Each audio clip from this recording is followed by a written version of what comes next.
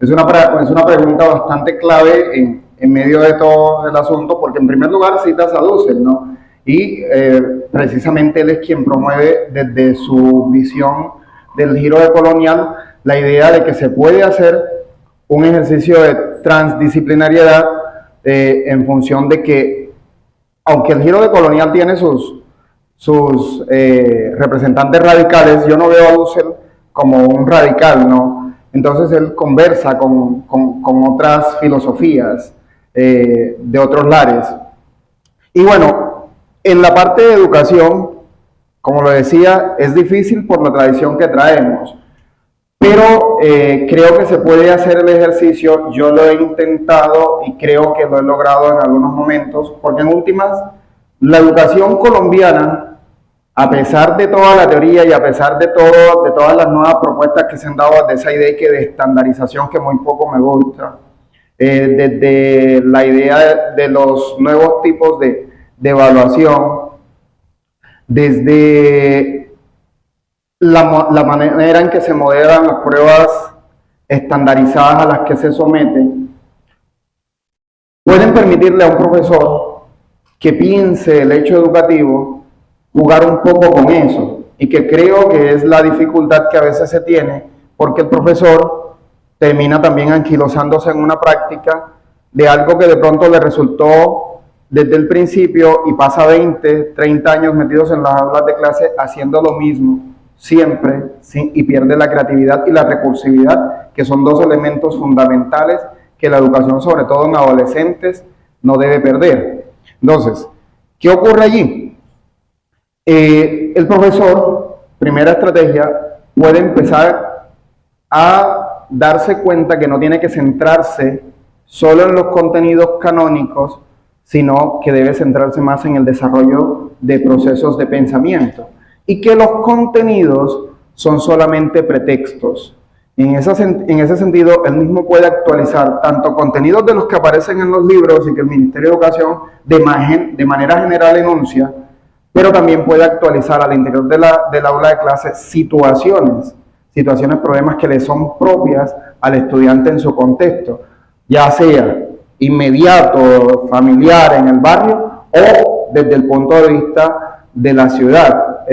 Aquí hay una estudiante mía, y no me dejará mentir, no sé si de pronto Sofía en algún momento fue víctima de ese ejercicio que yo hacía de pedirles que me nombraran calles de Cartagena y que se ubicaran en los barrios de su alrededor y todo, que olieran incluso, Sofía, no sé si recuerdas, que alguna vez los ponía a oler imaginariamente el olor a pan que sale de Mundo Pan frente a la esquina del Sao, ¿no? Entonces, es ubicar un poco al estudiante en ese contexto y desde allí jugar, en mi caso, con la creación literaria, por ejemplo, o con el desarrollo de pensamiento crítico.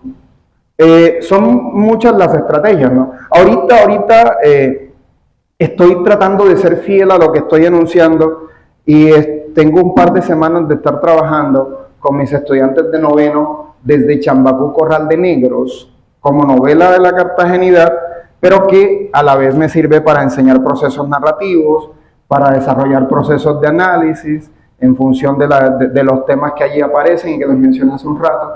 Entonces, es eso, es la invitación más que todo a que si quieres hacer un trabajo diferente, no pierdas la recursividad y la creatividad que el sistema mismo busca la manera de que las pierdas y termines rutinizando tu práctica docente.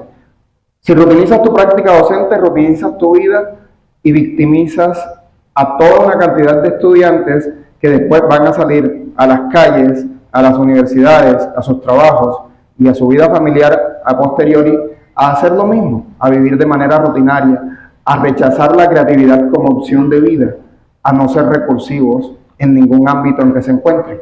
Sí, es importantísima esa pregunta, porque casi todos los contenidos, sobre todo a nivel de bachillerato, y creo que en las carreras como filosofía, están orientadas a eso, ¿no?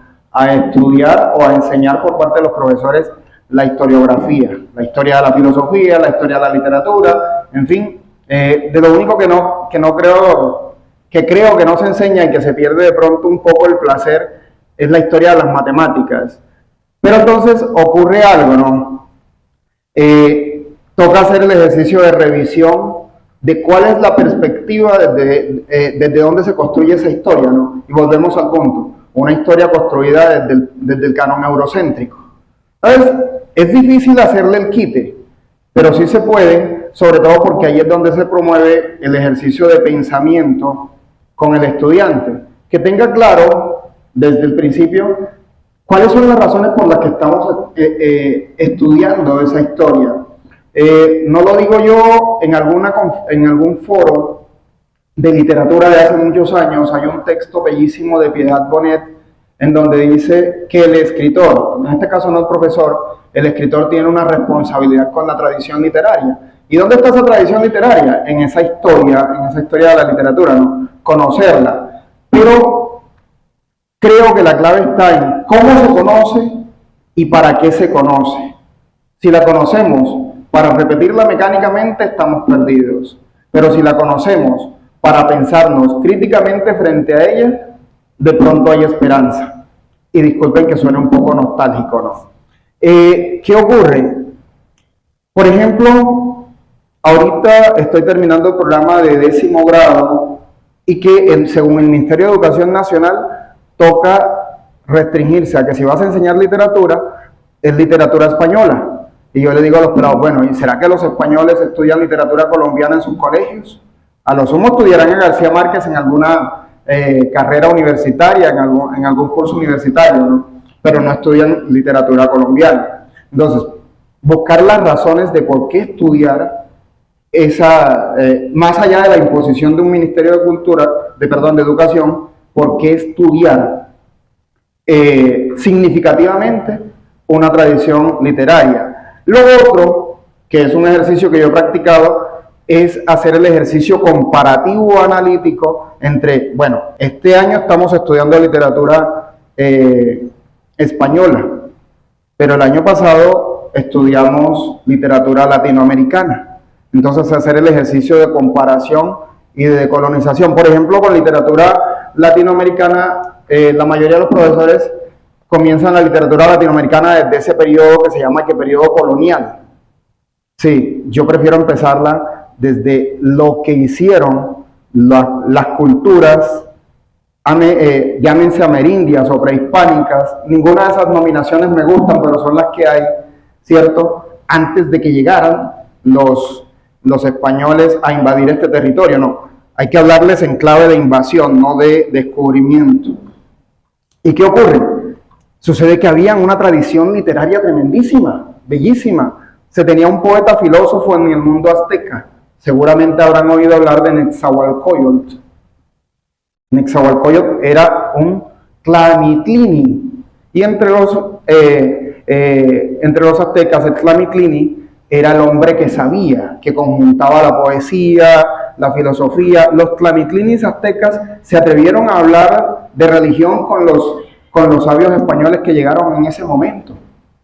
Entonces, toca tener esos conocimientos para enseñarle a descubrir, sobre todo a descubrir al estudiante, que no éramos menos, ni en realidad éramos bárbaros, ni no había civilizaciones acá, sino que fue un discurso que históricamente se montó en beneficio de unos pueblos, de unas élites y de una acción de enajenación para poder someter al otro. Eso se va haciendo despacio, suave, porque hay rectores que te exigen que tienes que hacerlo, hay coordinadores que te exigen que tienen que hacerlo, pero recuerdo y retomo la respuesta que di a la pregunta anterior.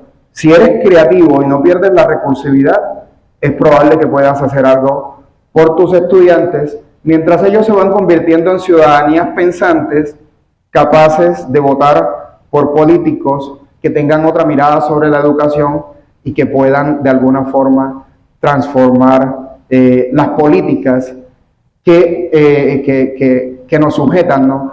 Las reformas políticas en Latinoamérica tienen graves problemas. Unos son centralistas, vuelvo al punto.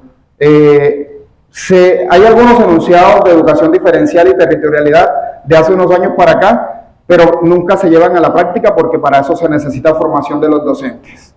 Y esa formación no la dan. casi que se ha perdido los encuentros de docentes públicos en función de una formación realmente significativa. Los docentes públicos se reúnen para ir a doctorados, maestrías que les sirvan para mejorar su sueldo. Listo. Entonces, fíjense eso, ¿no? El sentido de lo que haces también determina cómo lo haces. Y eso pasa con nuestros profesores. Lastimoso, ¿no? Ojo, que hay profesores buenos en medio de todo eso. Pero hay que mantener esos dos elementos, recursividad y creatividad, que te permitan hacerle el quite a las imposiciones con las cuales te dicen, tú eres el sujeto profesor que vas a estar aquí para alienar a las masas de estudiantes que luego nos van a servir como idiotas útiles y nos van a mantener en el poder. Cierro con eso. Yo soy atrevido en algunas aseveraciones que suelo hacer. Yo podría responderte casi que rotundamente ninguna. Repito, los modelos educativos colombianos tradicionalmente han sido implantaciones de modelos educativos europeos a Latinoamérica, a Colombia. Hay modelos que han fallado en Europa y acá los traen como si fueran innovaciones. Y son implantados traídos por un gobierno que nos piensa desde el centro del país y que, si ustedes le preguntan a un congresista cuánto vale el pasaje en Transmilenio, no va a saber. Son congresos e instituciones gubernamentales que están completamente alejadas de la realidad. Eso les impide pensarse en una clave de diversidad, que es lo representativo de este país. Tenemos una cantidad de regiones muy diversas, pero atravesadas por algunos elementos que nos definen como colombianos, ¿no? Y desde ahí se puede pensar de esa idea de colombianidad que nos une, más allá de las fronteras políticas que se definen, ¿no? Entonces, ahí yo no sé, estoy siendo atrevido, pero en lo que yo he averiguado no hay ninguna. Porque las reformas políticas que se hacen desde lo formal, más no desde los contenidos que deben ser diferenciales, sujetos a una autonomía regulada, como se dice en la Ley General de Educación, pero que deben respetar los elementos identitarios, formativos, propios de las personas de cada región. Eso se está haciendo más como experimentos a nivel de proyectos de aula, pero no porque esté regido por una norma que diga el profesor del Chocó debe educar en clave Chocó con estos elementos, igual acá en el Caribe, igual en la Guajira, porque además hay subregiones, ¿no? Entonces, te respondería eso. Quisiera agradecerte algo. Siendo estudiante de ingeniería, estás acá. Y yo creo que eso es muy importantísimo, hablar muy bien de ti, porque los ingenieros no construyen o no planean solo para que haya un puente o un edificio o X o Y obra, sino que hacen eso en función de la gente, ¿no? Y si se deja de pensar la ingeniería en ese sentido, terminamos construyendo puentes que se caen, edificios que se doblan, carreteras que luego hay que romper para poder meter un alcantarillado, en fin. Entonces, el hecho de que estés acá en un foro de filosofía habla muy bien de ti. Sé que vas a ser un muy buen ingeniero. Felicitaciones. Ahora sí, importante.